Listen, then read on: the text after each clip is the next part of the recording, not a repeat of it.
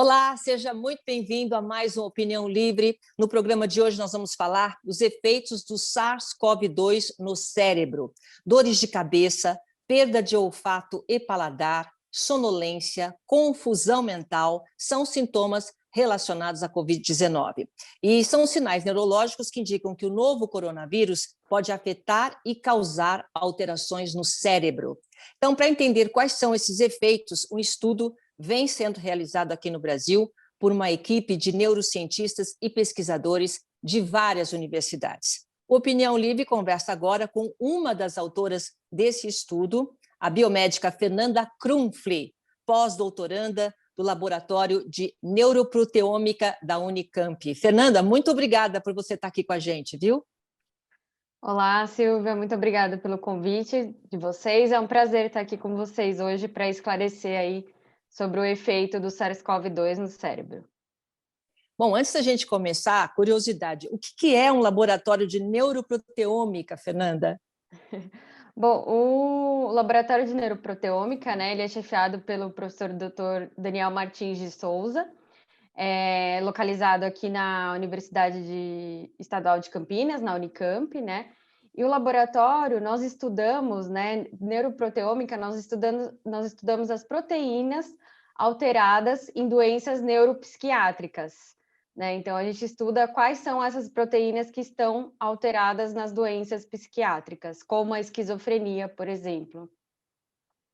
E, Fernanda, o SARS-CoV-2, ele infecta as células do tecido cerebral? Como é que vocês chegaram a essa conclusão? Então, o nosso estudo, né, ele tem várias frentes, ele tem várias fases, né, digamos assim. E uma das fases desse estudo que nós vimos é que nós vimos o vírus, né, no cérebro de pacientes que faleceram pela Covid-19, devido à Covid-19. Então, a gente viu que sim, que o vírus estava presente no cérebro de alguns desses pacientes que morreram, né, pela Covid-19.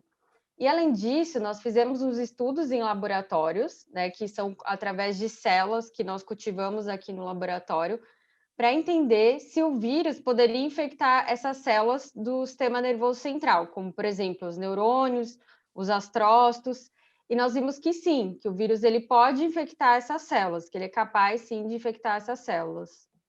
Fernanda, mas depois de quanto tempo vocês chegaram? Como que é feito? Como é que é feita essa pesquisa? Então, no nosso caso, né, nós iniciamos essa pesquisa em abril de 2020, né, logo quando começou a pandemia. O nosso grupo, né, como eu mencionei, né, o Laboratório de Neuroproteômica, nós estudávamos, na verdade, né, o professor Daniel Martins de Souza, ele coordenava aí um estudo com esquizofrenia e doenças psiquiátricas, né? E aí, quando iniciou a pandemia, nós decidimos, então, usar essas ferramentas que nós tínhamos, né, para ajudar aí nos estudos com o SARS-CoV-2 no cérebro, né? Como nós já tínhamos essas ferramentas em desenvolvimento no nosso laboratório, nós decidimos, então, usar essas ferramentas para ajudar aí na pesquisa com o SARS-CoV-2. E aí, nós, então, conseguimos colaborações, né, com o pessoal do HC de São Paulo, o grupo do Dr. Paulo Saldiva, que é um patologista, um dos melhores patologistas aí do Brasil, e aí nós conseguimos que ele fizesse a autópsia desses pacientes, né, que morreram devido à Covid-19. Então, eles conseguiram fazer essa autópsia para que a gente analisasse aí a presença do vírus e alterações que esse vírus ocasiona no cérebro. Então, graças à colaboração aí com esse grupo de São Paulo e com um grupo também da Universidade de São Paulo de Ribeirão Preto, o patologista, o doutor Alexandre Fabro, também ajudou a gente nesse estudo, também fez a coleta lá de amostra do cérebro de pacientes, né, com a Covid-19, que morreram, né, devido à Covid-19, e para que a gente conseguisse, então, analisar o que estava acontecendo no cérebro desses pacientes, né? Então, a gente conseguiu ver quais eram as alterações e se o vírus estava presente no cérebro desses pacientes ou não. E aí nós vimos que sim, né? Que o vírus estava presente no cérebro de alguns pacientes, não todos, né? E a gente começou a estudar quais seriam as alterações que esses pacientes apresentavam, quais seriam as proteínas alteradas no cérebro desses pacientes, né? Então, a gente... Desculpa. Não, é que eu fico assim, né, querendo perguntar, Fernanda, Pode desculpa. perguntar, imagina. Ô, Fernanda, mas quando você faz uma pesquisa dessa, para você chegar a alguma conclusão, não tem que ter um padrão, tipo, muitas pesquisas, muitas autópsias para chegar, olha, todos eles têm, ou tem que ter uma maioria. Até quantos casos você tem que ter de resultado positivo para a gente chegar num padrão e realmente chegar a um resultado na pesquisa? Olha, no caso da Covid-19 agora, a gente está vivendo um momento diferente na ciência, né? Porque assim, nós não, no começo, né, até ali em abril do ano passado, nós não sabíamos nada dessa doença, né? Ainda se sabe muito pouco, né? Então, a gente acredita assim que toda informação, toda nova informação ajuda a contribuir aí para que a gente possa dar mais passos, né? Como se fossem pequenos passos para conseguir entender o que realmente está acontecendo nessa doença, para que a gente consiga aí ampliar e pensar em possibilidades de tratamentos, enfim, vacinas e tudo mais.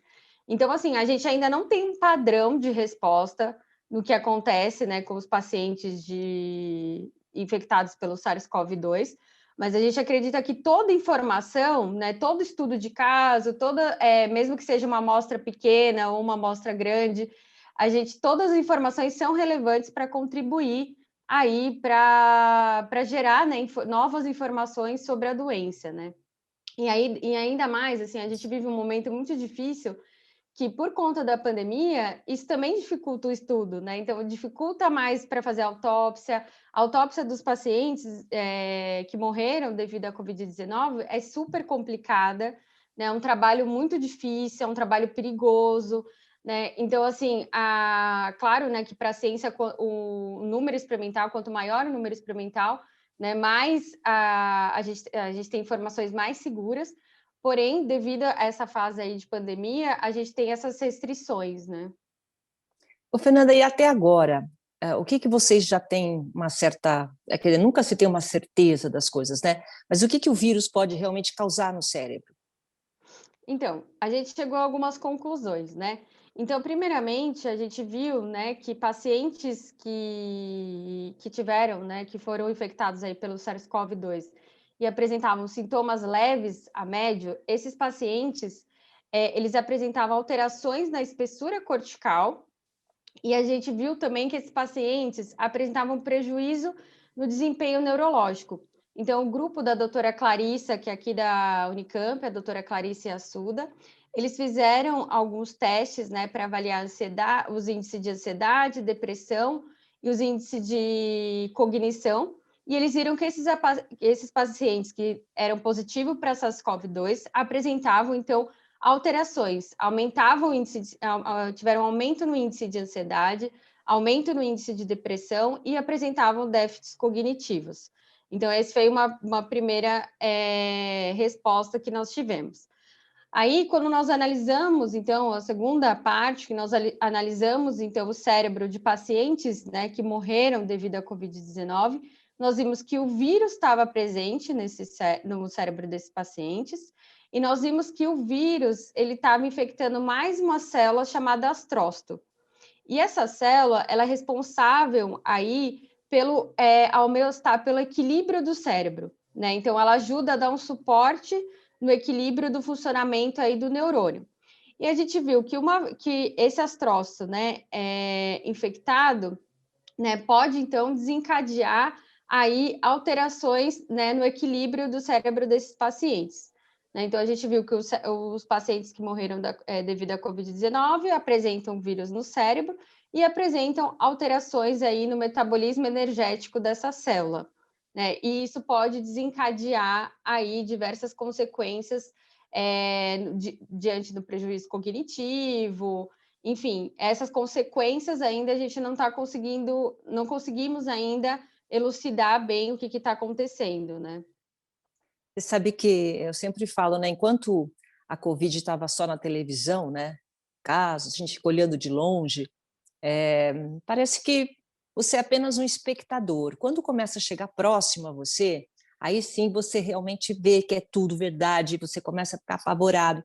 Eu tenho alguns amigos que tiveram a Covid, e esses efeitos todos que vocês estão pesquisando, estudando, a maioria apresentou, né? Eles apresentaram esses efeitos cognitivos, esquecimento, muita coisa. Então, a gente percebe que a Covid, além de outras sequelas, né? Ela afeta demais o cérebro. Eu fico com medo, assim, e te pergunto, esses efeitos, a gente pode determinar um efeito a longo prazo, né? A pesquisa ela cita consequências graves como a depressão e a ansiedade, por exemplo. Isso pode ser um efeito ainda longo? Então, a gente ainda não se sabe, né, se é um efeito a longo prazo. O grupo da doutora Clarissa Yassuda e do doutor Fernando Sendes, que é o grupo BRAIN aqui da Unicamp, eles vão acompanhar esses pacientes aí a longo prazo, aí nos próximos 2 anos. Então, vai ter um acompanhamento desses pacientes, esses testes, né, para avaliar os sintomas neurológicos vão ser repetidos a cada tempo, né? E assim, nós esperamos, nós cientistas, né, esperamos que esses efeitos sejam reversíveis, né? A gente ainda não sabe se são ou não, né? Nós não sabemos, por exemplo, se tem pessoas que têm predisposição genética a ter algumas doenças neurodegenerativas, como Alzheimer e Parkinson, ou já tem uma predisposição, né, a desenvolver depressão, ansiedade, se o vírus pode alterar aí essas questões, né? Então, nós esperamos que todos esses efeitos neurológicos, né, todas essas alterações neurológicas observadas no paciente sejam reversíveis, mas a gente ainda não se sabe, né? Ainda não temos esses resultados. Olha só que incrível isso, gente. Quer dizer, às vezes você tem predisposição para alguma doença e a Covid pode potencializar isso. É isso, Fernanda? A gente ainda não se sabe se isso pode ocasionar ou não, né, nesses pacientes. A gente vai ver com esse estudo a longo prazo, né? Então, o grupo da doutora Clarissa, eles vão investigar melhor, né, o que realmente vai acontecer com esses pacientes a longo prazo. Então, a gente ainda não se sabe. Isso é importante para a gente alertar, né?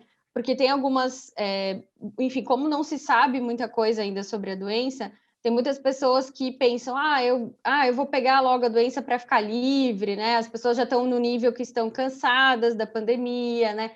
Cansadas de se cuidar, né? E a gente realmente sabe que todas essas consequências da Covid, né? Infelizmente está sendo uma questão de uma loteria, né? A gente não sabe quais são as Exatamente. consequências. Tem pessoas que não apresentam sintomas, tem pessoas que apresentam sintomas É, muito graves. Então, serve como alerta aí de que a gente não sabe as consequências, né? E a longo prazo também, né? Da doença, a gente não sabe o que vai acontecer com essas pessoas que tiveram sintomas neurológicos. Então, é. fica aí um alerta para a gente continuar se cuidando, né? Continuar mantendo aí o distanciamento social, se protegendo, usando máscara, porque não vale a pena arriscar, né? Ô, Fernanda, a gente ainda tem 2 minutinhos nesse bloco. Eu queria que você explicasse aqui como é que o vírus chega até o cérebro. Dá tempo da gente entender aí qual é esse caminho do vírus. Então, isso é um caminho que a gente está tentando entender ainda. Ai, É... é muita pesquisa. é Ainda bem que muita a gente tem pesquisa. pesquisador, mas demora, né, Fernanda? Demora. Ainda mais agora, nas condições que nós estamos trabalhando, né, da pandemia, nós cientistas, nós estamos tendo todo o cuidado, né, no nosso trabalho, mas a gente não está trabalhando num ritmo normal sem pandemia, né? Então é difícil. Isso não se sabe, é uma dúvida que acho que todo neurocientista estão tentando investigar, pensando sobre isso, né? Então não sabe como o vírus chega até o cérebro, isso ainda é uma questão, né? Então existem hipóteses do que poderia estar acontecendo, né? E uma das hipóteses seria que nós temos uma barreira, né, que protege a entrada aí de vírus e outras substâncias do cérebro, que chama barreira hematoencefálica, né? E é uma barreira bem estruturada. Então pode ser que o vírus ele consiga romper essa barreira. Isso ainda não se sabe se é possível ou não, né? Então aí fica aí mais uma questão para os neurocientistas responderem sobre isso. Desde que o vírus chegou, né, no planeta, as pessoas estão aí aprendendo com o vírus, né? Os cientistas estão aprendendo com o vírus. A gente já tem algum sucesso, tem alguns resultados, mas a gente já sabe pelo menos o básico, né? Que a gente precisa se proteger sempre. Bom, eu vou fazer um rápido intervalo para você tomar uma aguinha, tá, Fernanda? Daqui a pouco a gente volta, tá bom? Tá Até já, ótimo. pessoal. Até já. O Vitor sempre falava que queria ser doador de órgãos, e eu apoiava. Nada prepara a gente para aquele momento de dor. Na hora que os médicos perguntaram, não foi fácil decidir. Mas saber que outras famílias seriam ajudadas me fez dizer sim à doação de órgãos. Meu nome é Márcia, eu sou mãe do Vitor, doador. A vida continua. Converse com a sua família sobre ser doador de órgãos. Opinião Livre está de volta. Estou conversando com a biomédica Fernanda Crumpli, que é pós-doutoranda do Laboratório de Neuroproteômica da Unicamp. E nós estamos conversando sobre os efeitos neurológicos da Covid-19. E existe aí, claro, uma pesquisa que começou já no ano passado, né? E a gente fica tentando entender a que ponto que nós vamos chegar, né? Quanta coisa que a gente ainda tem que aprender realmente. Agora, Fernanda, a gente ainda não sabe como o vírus chega até o cérebro, mas os reflexos do vírus, eles podem ser menores no caso de alguém que teve, por exemplo, sintomas leves, ou pelo menos tem gente que tem assintomático, passa pela Covid e a gente nem sente. Os efeitos neurológicos nessas pessoas podem ser mais brandos, como funciona? Então, na nossa pesquisa, né, o grupo da doutora Clarissa, eles avaliaram 81 pacientes, né, que positivaram, né, aí para SARS-CoV-2, que tiveram aí a infecção, né, pelo vírus, e esses pacientes apresentavam sintomas leves a médio, né, e foram nesses pacientes que foi observado aí os efeitos, né, na espessura cortical do cérebro desses pacientes, através de uma técnica, né, de ressonância magnética, foram nesses pacientes também, né, que apresentavam sintomas leves a médio, que o grupo da doutora Clarissa observou alterações aí nos índices de ansiedade, depressão e nas questões cognitivas, né? Então, ainda não se tem uma relação, uma correlação, digamos, né, com as questões dos sintomas, né, de serem leves, médios ou graves, né, com esses efeitos neurológicos observados, né? Claro que os pacientes que apresentam aí sintomas graves, né, da Covid-19, eles têm tendências, né, a terem muito mais problemas, né, em todos os sistemas aí do corpo do que os pacientes com sintomas leves, né? Mas ainda a ciência ainda não explica essa correlação ainda. E eu tenho acompanhado também alguns amigos, né? Principalmente 2 atletas que tiveram dificuldade motora com os músculos também, Fernanda. Sim, tem alguns estudos que estão relatando, que já relataram, né, que os pacientes aí com a Covid-19 têm uma perda aí muscular, né, tem um aumento de dor crônica, então tem alguns grupos de pesquisadores brasileiros também que estão estudando aí essa questão, né, da perda muscular e também das dores crônicas, né? Então tem relatos, sim, de pacientes que infelizmente têm apresentado esses sintomas, né? Então, assim, essa é uma, digamos que tem, dependendo do paciente, né, tem pacientes que apresentam mais efeitos neurológicos, né, mais alterações neurológicas, tem pacientes que apresentam mais essas questões, alterações em dores crônicas, né, tem pacientes que apresentam mais questões pulmonares, né, então essa doença ainda está muito difícil de ser decifrada, né, temos bastante informações, mas ainda a gente não tem um padrão estabelecido em relação ao que acontece realmente na Covid-19, né? Não, porque é impressionante que, assim, um deles correu 10 quilômetros uma semana antes. E depois ficou 14 dias no hospital e quando saiu de cadeira de rodas, sem poder se movimentar, tendo que reaprender os movimentos. Então, realmente é muito, muito grave. Essa pesquisa que vocês estão conduzindo também está sendo realizada em outros países? Sim, tem outros grupos aí, né? Acredito que todos os neurocientistas aí do mundo estão bem interessados, né, em investigar o que acontece aí no sistema nervoso central, o que o vírus faz no cérebro, né? Então, tem vários grupos, né, estudando. A gente sabe alguns trabalhos que já relataram, né, a presença do vírus no cérebro de outros grupos internacionais, mas nós estamos entre os pioneiros também a relatar alguns efeitos do vírus nos cérebros, né? E a gente continua estudando, acho que os grupos aí internacionais também continuam investigando. E a pesquisa, infelizmente, né, demora um pouco para a gente ter os resultados finais, né, para a gente já ter um padrão de descrição dos resultados, né?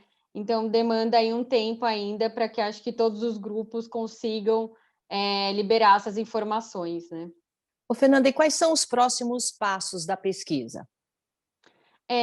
Os próximos passos, então, nós vamos entender, né, o que está acontecendo com esses pacientes a longo prazo. Então, isso, o grupo da doutora Clarissa e a Suda, aqui da Unicamp, eles vão continuar a pesquisar, né, a fazer a investigação do que está acontecendo com os efeitos neurológicos desses pacientes a longo prazo. Aqui no laboratório de neuroproteômica, né, nós vamos continuar investigando, né, qual que é o possível mecanismo de entrada do vírus no cérebro. Isso é uma pergunta que a gente quer responder ainda.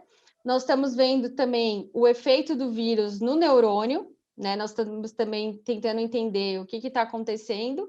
E agora, devido à presença dessas novas variantes aqui no Brasil, nós começamos também alguns estudos, né, com essas novas variantes aí, quais seriam os efeitos dessas novas variantes no sistema nervoso central, né? Então, a gente também esse também é um próximo passo aí do grupo.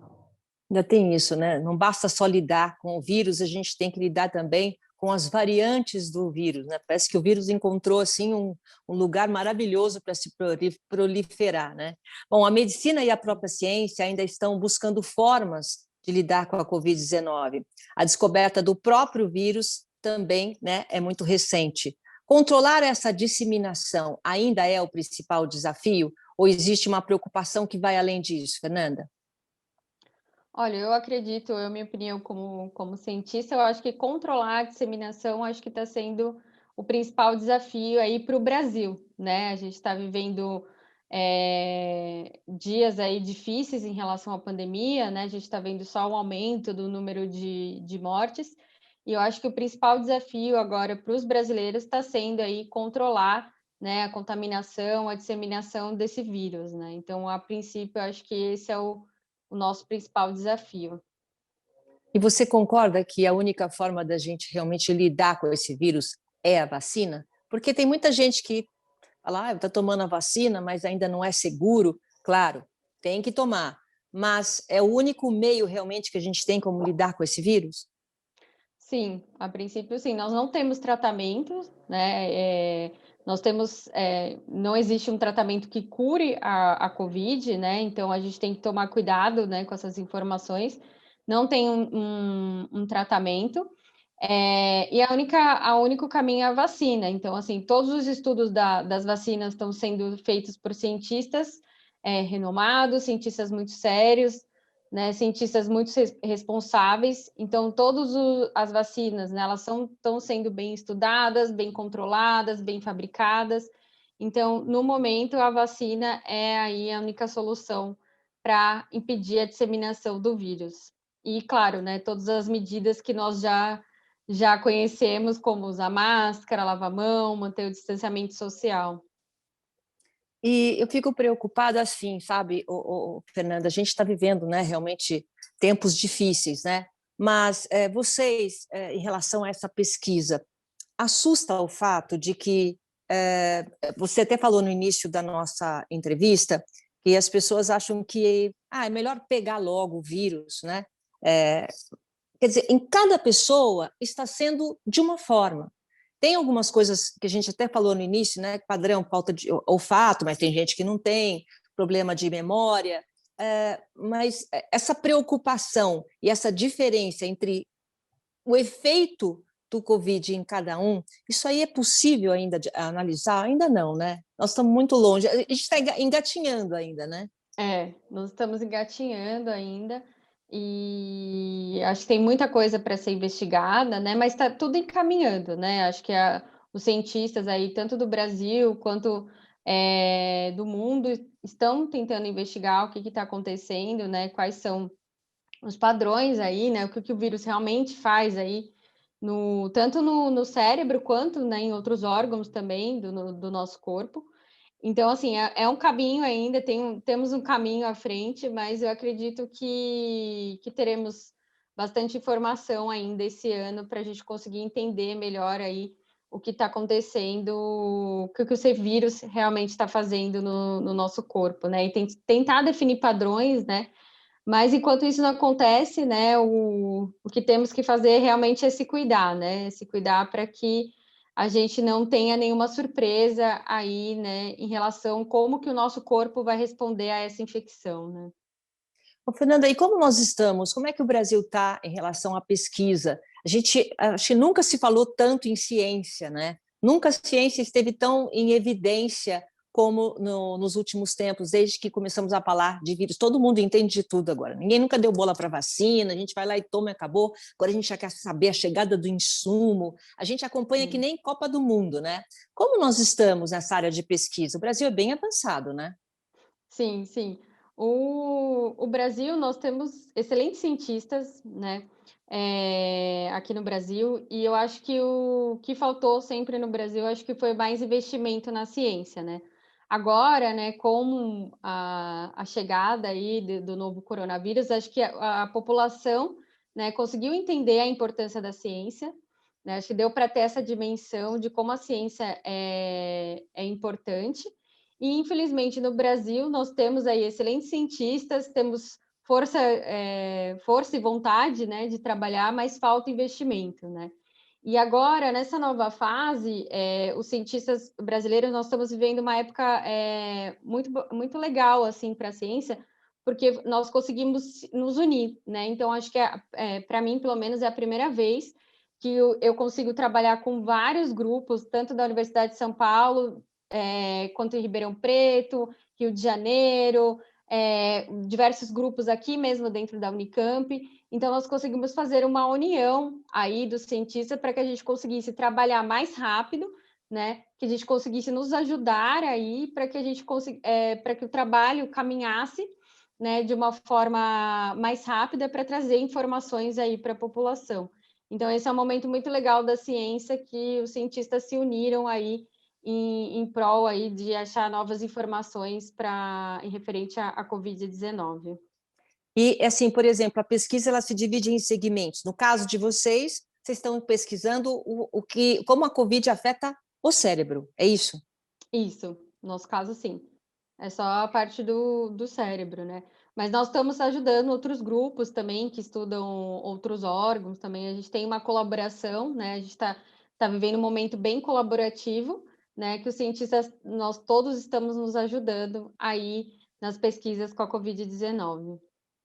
Porque uma das coisas, independente de a gente ter falado de músculo, só para a gente encerrar, uma das coisas que a gente tem mais medo nesse mundo, nessa vida, é perder a memória, né?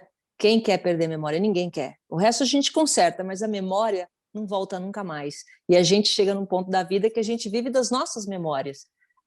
Isso vocês têm algum resultado para falar? Ou ainda não? Ainda não, né? A gente viu que esses pacientes, né, com sintomas leves a médio, eles apresentaram, então, aí, problemas cognitivos, né? Tiveram aí a apresentação, né, dos índices que nós avaliamos essa parte de memória. Então, o grupo da doutora Clarissa, né, mostrou esses resultados, que eles apresentam, então, problemas cognitivos. E agora a gente vai tentar, né, investigar se esses problemas são reversíveis ou não, né?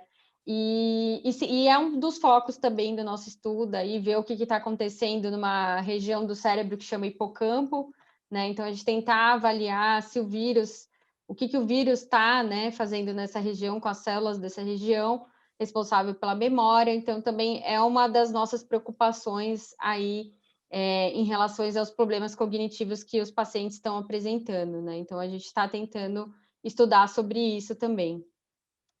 É aquilo que você falou, né? O que nós sabemos hoje é que a gente tem que se proteger. E uma coisa que a gente tem certeza é que, se usar máscara, a gente pode realmente evitar muitos vírus, não é só da Covid, não, muitos vírus, não é? Sim, com certeza. Acho que esse é o principal recado, né?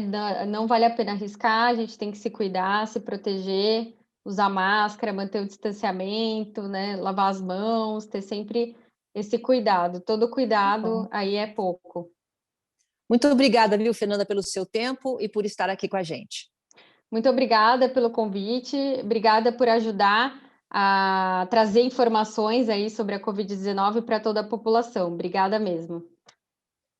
Bom, e nós vamos ficando por aqui. Muito obrigada a você pela sua companhia e até o próximo Opinião Livre. Tchau, gente.